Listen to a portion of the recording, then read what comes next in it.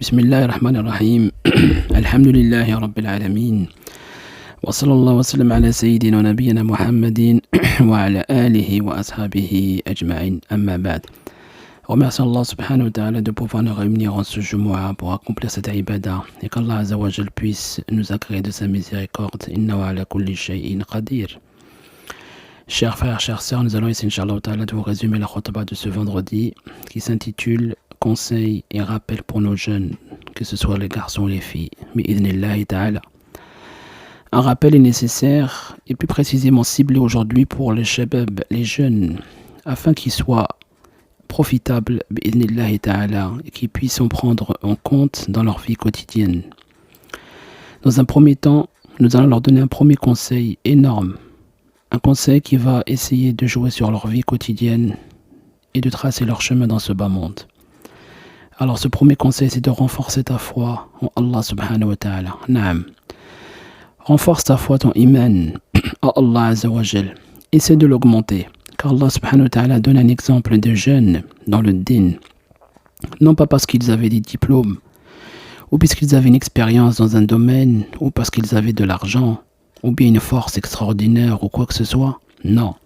Seulement parce qu'ils avaient l'iman, la foi en Allah subhanahu wa ta'ala.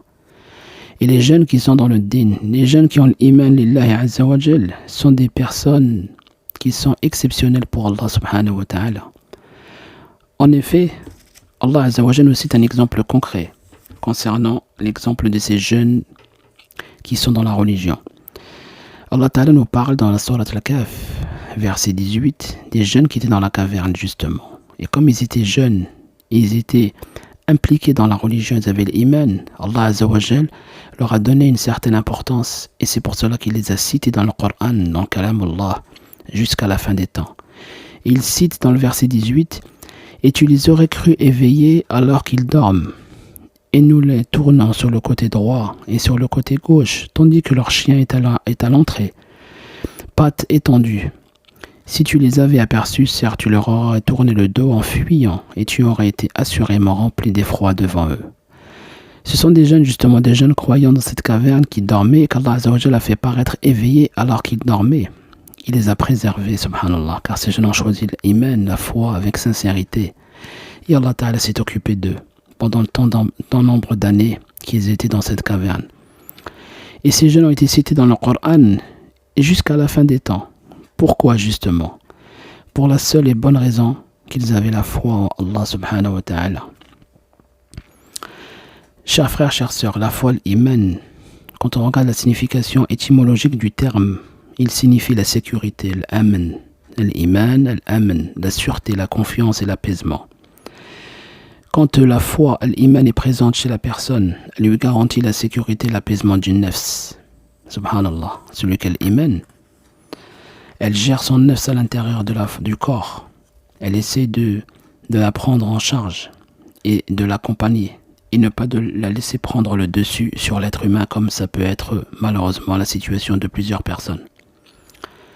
Donc quand la foi elle est présente chez la personne, elle la dirige sur le droit chemin, bi'idhnillahi ta'ala. L'iman, la foi, elle protège le croyant des doutes. Elle le protège des mauvaises pensées et des idées néfastes qui malheureusement circulent dans notre société actuellement. Et notre Coran, Al-Qur'an Al-Karim, qui est rempli d'exemples des croyants et des personnes qui n'ont pas la foi. Naam.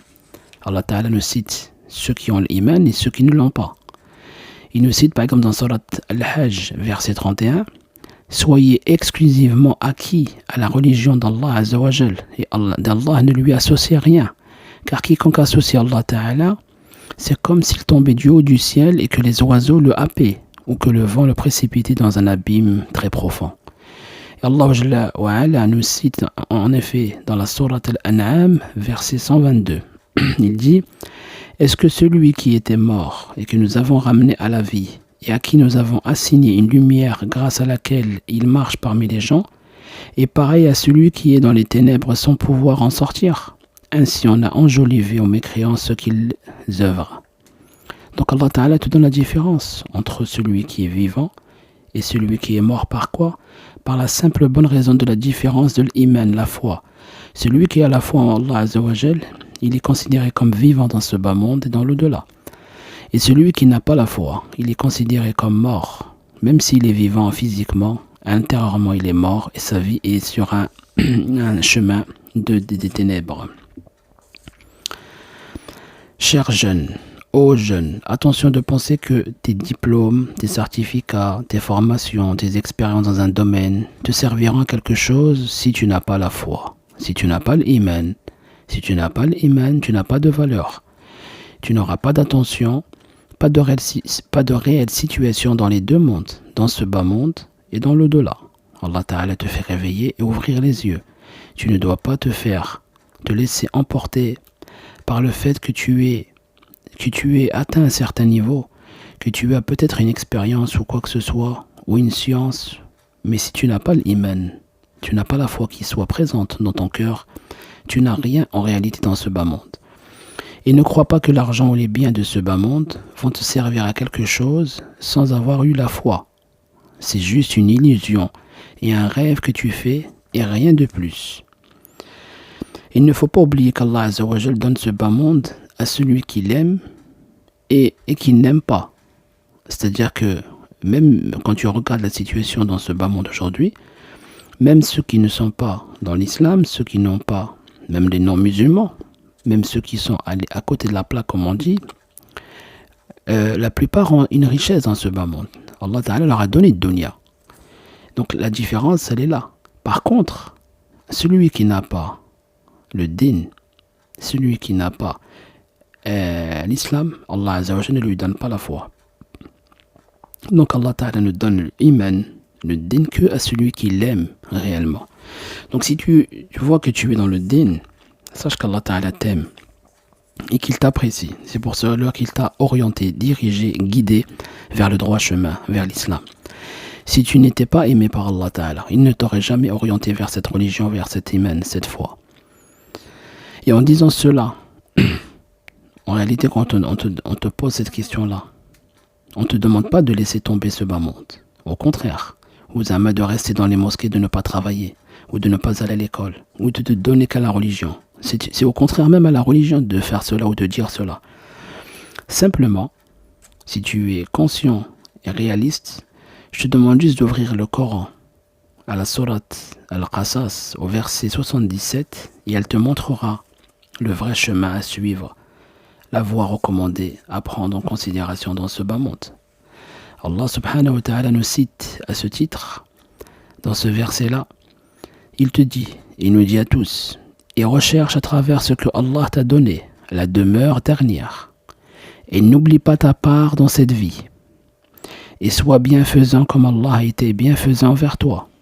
Et ne cherche pas la corruption sur terre, car Allah Azza wa Jalla n'aime pas les corrupteurs. Subhanallah. Elle est ajib. Ce verset coranique résume le chemin que le musulman doit emprunter. Il te dit, recherche à travers ce que Allah t'a donné, la demeure dernière. Donc il te dit pas d'oublier. Cherche dans le biais et par la pratique de travailler dans l'au-delà, al-akhira. Et juste après Allah Ta'ala, il te dit quoi? Et n'oublie pas ta part dans cette vie-là. C'est-à-dire qu'il t'a pas dit d'oublier dunya. Au contraire, travaille aussi pour dunya. Étudie, travaille, monte les échelons, monte dans la carrière. Il n'y a pas de souci, rien ne peut te bloquer. Mais sois bienfaisant comme Allah a été bienfaisant vers toi. N'oublie pas le khayr, n'oublie pas les bienfaits qu'il t'a donnés. Et ne recherche pas la corruption sur terre. Sois honnête, juste, droit, car Allah n'aime pas les corrupteurs. Nous avons aussi un conseil ajib qui a été donné par Luqman, rahimahullah, à son fils. Il dit, ô mon fils, regardez bien l'exemple qu'il lui a donné, la parabole qui est ajib, si on se concentre sur ses paroles. Il dit, ô mon fils, ce bas monde est un océan profond, dans lequel beaucoup de gens se sont noyés. D'accord? Il dit, toi, essaie d'avoir que ta barque, ton petit bateau, il soit la crainte d'Allah Azza wa Jal, que son chargement soit la foi iman, et que son voile soit la confiance en Allah Azza wa Jal, et que tes provisions soient les bonnes actions. Si tu t'en échappes, c'est par la miséricorde d'Allah Azza wa Jal. Et si tu te noies, c'est par tes péchés. Subhanallah. L'image qu'il lui a donnée, Luqman alayhi salam, à son fils. Il lui dit, prends en compte comme si ce bas monde a des deniers dans lequel nous vivons, c'est comme si nous étions tous dans un océan profond. On est sûr, justement, où beaucoup de gens, dans le passé, se sont noyés, sont partis. Et que toi, tu te trouves sur une petite barque. Et cette barque, ça va te permettre d'avoir la crainte d'Allah Azzawajal. Et les chargements qu'il y a dans cette barque, ce sont l'iman. Et que son voile soit la confiance en Allah, tawakkal ala Allah. Et que tes provisions que tu peux avoir dessus, ce sont les bonnes actions, l'amal salih. Il te dit, quand tu as tout ça, maintenant tu peux voguer sur la mer. Par contre, il te dit, si tu t'échappes de cette noyade, c'est par la miséricorde d'Allah Azzawajal. Et si tu te noies, malheureusement, ça sera à cause de tes péchés. Ce monde, il est vaste, attirant, il reste dangereux.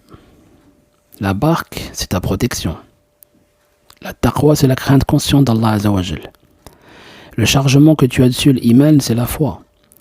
On a dit le voile, c'est tawakkal ala Allah, la confiance totale en Allah Azzawajal. Et justement, tes provisions, c'est les bonnes actions. Il te dit, sans ces éléments-là, l'homme risque de se perdre, même s'il est intelligent ou instruit. Tu vois, la sagesse qui a retiré des paroles de Luqman à son fils. C'est-à-dire sans que tu n'aies pas ces éléments-là dans ce bas monde aujourd'hui, la crainte en Allah Azzawajal, que tu puisses avoir l'iman, la foi, que tu puisses avoir la confiance en Allah Ta'ala, et que tu puisses avoir les bonnes actions comme un amal. Malgré tout cela, en comptant sur la miséricorde d'Allah pour qu'il puisse te faire échapper justement de sa colère ou de autres épreuves, tu ne pourras pas t'en sortir. Par contre, si tu laisses tes péchés prendre le dessus, malheureusement tu seras dans l'échec total. Cher jeune, accepte les adorations de ton Seigneur. Ta prière, ta religion vont parfaire tes affaires et vont te rendre heureux dans ce bas monde et dans ta vie en général. Le jeune qui est conscient, qui est aqil, qui est ouvert, sait à quel point la jeunesse est un bienfait d'Allah subhanahu wa ta'ala. Naam, celui qui est conscient, qui réfléchit, il va comprendre c'est quoi l'importance de la jeunesse. Il est donc de ton devoir de protéger et de profiter dans le bon sens du terme de cette jeunesse. Bien sûr, comme a dit le prophète sallallahu alayhi wa sallam, profite de 5 choses avant 5 choses. Et parmi ces 5 choses, nous allons citer aujourd'hui le fait de profiter de ta jeunesse avant ta vieillesse. Donc le prophète alayhi sallam nous a déjà donné cette recommandation. Il te dit profite de ta jeunesse avant ta vieillesse. Pourquoi dit-il cela? Pour nous faire comprendre que le temps passe vite. Qu'en réalité, nous pensons rester éternel, mais c'est une erreur. C'est une illusion, encore une fois, un rêve. Le jeune ne doit pas perdre de temps. Ensuite, il te dit, oh toi le jeune, sache que la période de la jeunesse est une responsabilité, justement, une période de responsabilité en réalité. Tu en seras questionné devant ton Seigneur le jour du jugement dernier. Absolument, tu ne pourras y échapper. Bien sûr, écoutons le hadith rapporté dans lequel le prophète dit, tu seras questionné sur 4 choses, Yawm al-Qiyamah, et parmi les 4 choses, tu seras questionné sur qu'as-tu fait de ta jeunesse. Allah Ta'ala nous posera cette question-là. Il nous dira, qu'est-ce que tu as fait de ta jeunesse? Dans quoi tu l'as rempli? Dans quoi tu l'as passé? Dans quoi tu as perdu du temps, entre guillemets, pendant ta jeunesse? Ensuite, il te dit, attention à l'oisiveté. Attention à l'oisiveté. L'islam n'aime pas l'oisiveté. L'oisiveté, le fait de perdre du temps. Le fait d'être dans un temps qui ne sert à rien. L'islam aime que tu remplisses ton temps dans le bien et que tu accomplisses les bonnes actions. Ibn Mas'ud radiyallahu anhu disait, je n'aime pas la personne qui est dans l'oisiveté, que ce soit dans les affaires de ce bas monde ou dans la religion. Subhanallah, il disait, lui, voir une personne, un jeune, qui galère, comme on dit entre guillemets, qui perd du temps, et n'est pas aimé ni par Allah Azzawajal, ni par la société, ni par la religion, ni par qui que ce soit. Et il te dit au contraire, qu'il perd du temps dans ce bas monde et dans l'au-delà. C'est-à-dire que même dans Dunya, il ne fait rien. Il est là à galérer, à perdre du temps, à rien faire dans ce bas monde. Et même dans la religion, il ne fait rien du tout pour essayer de construire son au-delà. Ensuite, il te dit attention aux péchés commis en secret ou bien commis seuls. Ce sont des péchés extrêmement dangereux. Justement, ils mettent en colère Allah Azzawajal, font fuir la bénédiction et empêchent le bien de t'approcher. Naam, le ma'asi, accompli en secret ou seul, pense te mettre dans une situation, on va dire, entre guillemets, sécuritaire. C'est-à-dire, tu penses que tu étais en sécurité, que personne ne t'a vu, certes, mais Allah Azzawajal te voit. Et c'est là où où justement il faut avoir une certaine humilité envers Allah subhanahu wa ta'ala.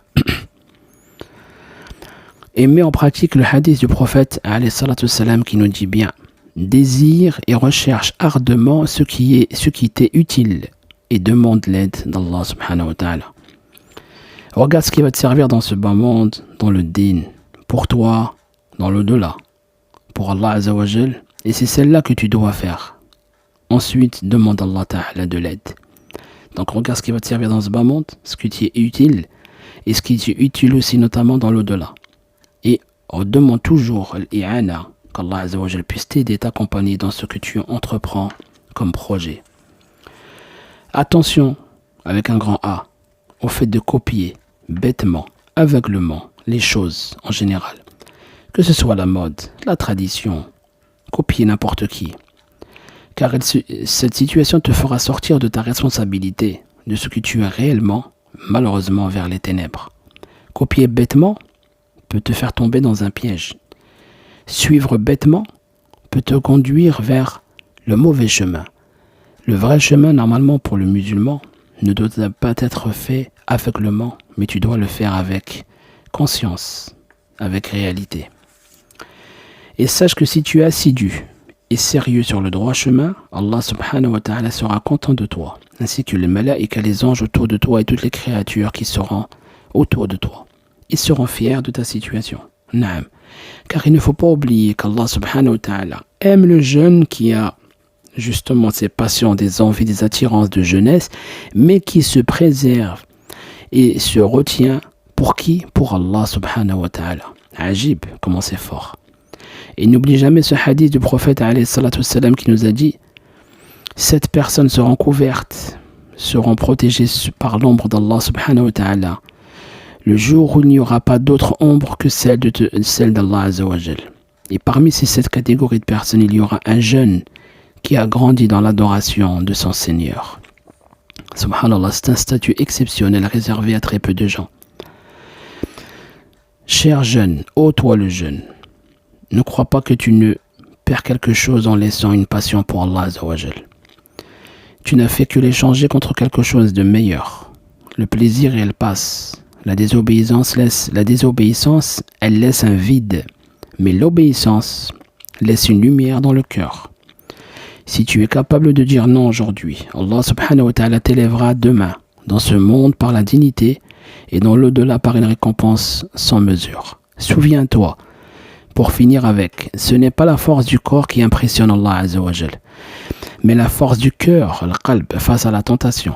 Tiens bon, Allah subhanahu wa ta'ala, il voit tes efforts, même quand personne ne les voit, et ce que tu fais en secret, il te le rendra en lumière. Qu'Allah subhanahu wa ta'ala nous guide sur le droit chemin, qu'il pardonne nos péchés, et qu'il nous agrée de sa miséricorde. Innahu ala kulli shay'in qadir. Subhanakallahumma bihamdik, nashhadu an la ilaha illa anta, nastaghfiruka wa natubu ilayk. Walhamdulillahi rabbil alamin. Barakallahu fikum.